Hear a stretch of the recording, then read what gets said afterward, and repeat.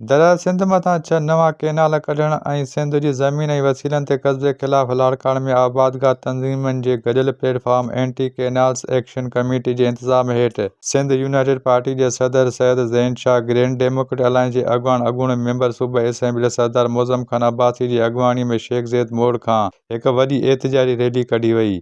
एहतिजाजी rally में आबादगार अॻुवाणनि Sindh United Party, Grand Democratic Alliance, Pakistan Tehreek Insaf, Muslim League काफ, पाकिस्तान पीपल्स पार्टी वर्कर्स जे अॻुवाणनि कारकुननि वॾे अंग में शिरकत करे सख़्त नारेबाज़ी कई। रैली शहर जे अहम रोडनि रस्तनि खां थींदी जनाह बाग चौक पहुती, जिते एहतिजाजी धरणो हंयो वियो। रैली में शरीक माण्हुनि दरिया सिंध मथां 6 केनाल कढण ख़िलाफ़ सख़्त नारेबाज़ी कई। इन मौक़े ते सिंध यूनाइटेड पार्टी सदर Syed Zain Shah, Grand Democratic Alliance जे अॻुवाण सरदार मोज़म खान अब्बासी ऐं ॿियनि मीडिया सां ॻाल्हाईंदे चयो त हुकूमत गैर आइनी तौर ते दरिया सिंध मथां 6 केनाल ठाहिण जी इजाज़त ॾिनी आहे। असां सियासी पॉइंट स्कोरिंग न पर सिंध जी बका जी जंग विड़हण लाइ रोडनि रस्तनि ते सरापा एहतिजाज बणियल आहियूं। हिननि वधीक चयो त इन सां सॼी सिंध जो अक्सरियत मौजूदा कमांड एरिया तबाह थींदी। और सखर बैराज हुजे, कोटली बैराज हुजे या गुड्डू, सॼो सिस्टम डिस्टर्ब थींदो। सिंधूअ जो सौदो क़बूल न आहे। इक़्तिदार जे ख़ातिर इन्हनि इलेक्शन्स खां पहिरीं हिन जाली इलेक्शन्स जे ज़रिए ही सौदो थियो, जंहिंमें ज़मीनूं, सिंध जा वसीला ऐं पाणी, ऐं ही पाणी जो सौदो जेको थियो आहे 6 कैनाल, इहो असांखे नामंज़ूर आहे। असां सम्झूं पिया त सिंधु असांजो साहु आहे, उनजो इहो सौदो असांखे क़बूल कोन्हे।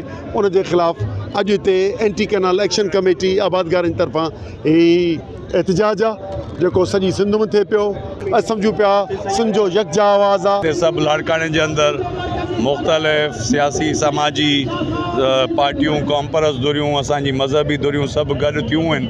त मक़सदु असांजो इहो ई आहे त जेका सिंध में 6 कैनाल्स निकिरनि था, उन्हनि कैनाल्स जे इंडस ते जेको अॻु में ई पाणी जी शॉर्टेज आहे सिंधू दरिया में, उहा अॼु जे पंहिंजो इहो पाणी जेको असांजो खॼंदो त उन जो इफेक्ट सॼो पवंदो राइट बैंक ते ऐं कोटड़ी डाउन ते।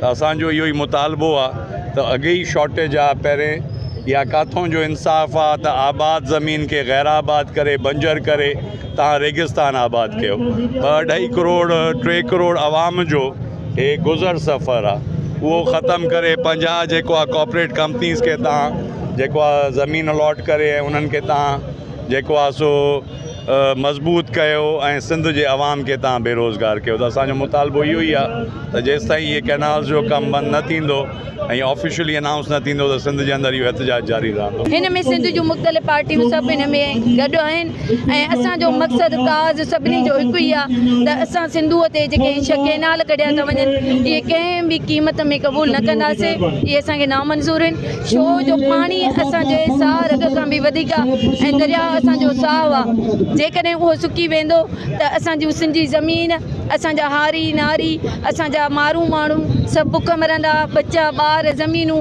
बंजर थींदियूं। अब्दुल फताह उॾो A4 न्यूज़ लाड़काणो। वधीक ख़बरुनि जे लाइ असांजे YouTube चैनल खे सब्सक्राइब कंदा। A4 news 786।